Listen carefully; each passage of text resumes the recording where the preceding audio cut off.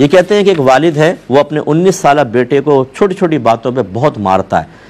ابھی last time وہ کہتے ہیں کہ ایک بڑا سا تالا کہیں سے لیا تھا، اس میں چابی کا گچھا بھی لگا ہوا تھا، وہ تالا کھینچ کے مارا بچے کو۔ اب لگا نہیں لگا یہ تو نہیں بتایا، لیکن کہتے ہیں کہ بیوی اس سے بہت ہرٹ ہوئی اور اس نے کہا کہ اب مجھے طلاق دے دو، میں تمہارے ساتھ نہیں رہ سکتی کیونکہ تم بچے کو مارتے بہت زیادہ ہو۔ تو کیا عورت کا اس بیس پر مطالبہ طلاق شرعاً جائز ہے کہ نہیں؟ دیکھیں بالکل جائز نہیں ہے، یہ کوئی شرعی عذر نہیں ہے عورت کے حق میں مطالبہ طلاق کا، بلکہ یہ اس وعید کے تحت آئے گا کہ نبی کریم صلی اللہ علیہ وسلم نے ارشاد فرمایا کہ جو عورت شوہر سے بغیر کسی وجہ کے مطالبہ طلاق کرے وہ بروز قیامت جنت کی خوشبو بھی نہیں پا سکتی۔ یہ جو ہماری بہنیں بڑی جرت مند ہو کے نا چھوٹی چھوٹی باتوں میں دے دو مجھے طلاق، چھوڑ دو مجھے، نہیں رہنا چاہتی میں تمہارے ساتھ، ناراض نہ ہو ہماری بہنیں، یہ کہیں گی کہ جی مرد ہیں نا اس لیے ایسی باتیں کر رہے ہیں۔ ہم مردوں کے بارے میں بھی میں ایسی کہتا ہوں، میں شریعت بیان کرتا ہوں، نہ مردوں کی نمائندگی کر رہا ہوں نہ عورتوں کو کوئی مخالف ہے۔ اگر مرد غلط کر رہا ہے تو غلط کر رہا ہے، لیکن آپ مطالبہ طلاق چھوٹی چھوٹی باتوں پہ نہیں کر سکتی ہیں۔ جنت کی خوشبو سے محرومی کی وعید ہے، یعنی جنت کی خوشبو نہیں ملے گی، جنت تو بہت دور کی بات۔ تو یہ بچے پہ اگر وہ ظلم کر رہا ہے، باپ غلط کر رہا ہے، بالکل غلط کر رہا ہے، بڑوں کو بیچ میں آنا چاہیے۔ اور ایسے کوئی باپ سن رہے ہوں تو آپ سمجھیں اولاد آپ کی پرائیویٹ پراپرٹی نہیں ہے، وہ آپ کی ملکیت میں نہیں آ گئی ہے کہ اس کے ساتھ جیسا ناروا سلوک کریں۔ اس سے بچوں کے دل میں غصہ پیدا ہوتا ہے، کینہ بیٹھ جاتا ہے، اور جب وہ کبھی طاقتور ہوتے ہیں تو پھر میں نے دیکھا ہے وہ باپ کے سینے پہ چڑھ کے گفتگو کرتے ہیں۔ پھر وہ مضبوطی جب ان کو آتی ہے، قد لمبا ہو جاتا ہے، ڈولے شولے اچھے، جم وغیرہ جوائن کر لیا، تو اس باپ کو پھر مطلب تھوڑا سا سرنڈر کرنا پڑتا ہے، اس کے دل میں خوف آ جاتا ہے۔ یہاں تک ہمارے پاس کیسز آئے ہیں کہ باپ نے پھر مارنے کی کوشش کی تو بیٹے نے ہاتھ پکڑ لیا، اور اتنا مضبوطی سے ہاتھ پکڑا کہ باپ ہاتھ بھی نہ ہلا سکا۔ یہاں تک اس اسٹیج تک بچوں کو اس بدتمیزی پر اور اس بدتمیزی کے نتیجے میں جہنم کا راستہ دکھانے میں کس نے کردار ادا کیا؟ بعض اوقات والدین یہ کردار ادا کر رہے ہوتے ہیں۔ والد صاحب چھوٹی چھوٹی باتوں پہ ماں بہن کی گالیاں دینا، مکے مارنا، دھکے دینا، ذلیل کرنا، احسانات یاد دلانا، ہم نے پال پوس کے جوان کیا، یہ کیا وہ کیا، اور ان کو بیویوں کے سامنے ذلیل کرنا، رشتہ داروں کے سامنے کرنا، یہ قطعاً غیر مناسب ہے۔ آپ بالکل اصلاح کر سکتے ہیں، احسن طریقے سے کریں، اپنے فیوچر کو بھی ذہن میں رکھیں۔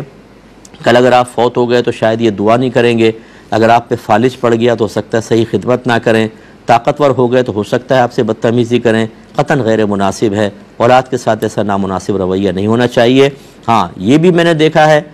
یہ کیوں کیا؟ مار دیا، ٹیوشن نہیں گئے مار گئے، امتحان میں فیل ہو گئے مار دیا۔ لیکن آپ کے نبی نے فرمایا بچہ 7 برس کا ہو جائے تو اس کو نماز کا حکم دو، 10 برس کا ہو جائے تو مار کر نماز پڑھاؤ۔ وہاں پہ نہیں مارے گا باپ،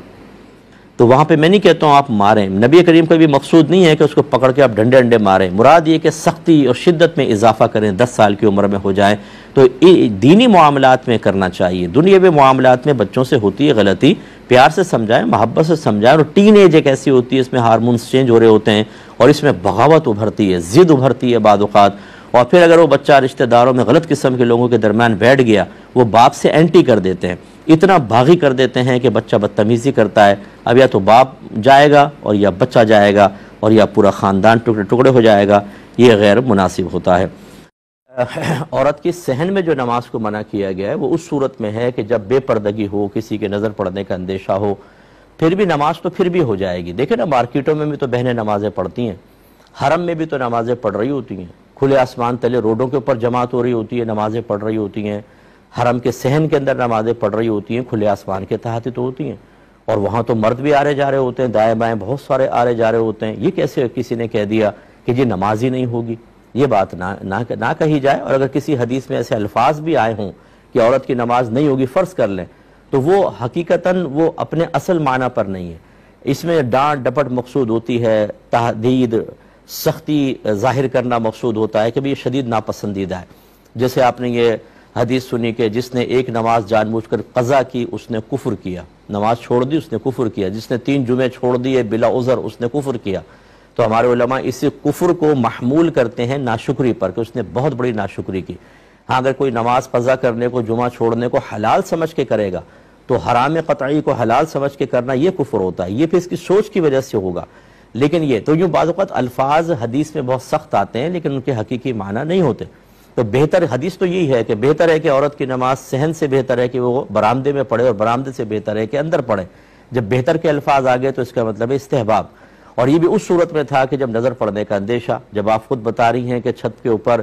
اطراف میں پردے کا اہتمام بھی ہے اور چھتیں دیواریں کافی اونچی ہیں، کسی نامحرم کی نگاہ نہیں پڑے گی، تو بلا کراہت نماز جائز ہے۔ بعض اوقات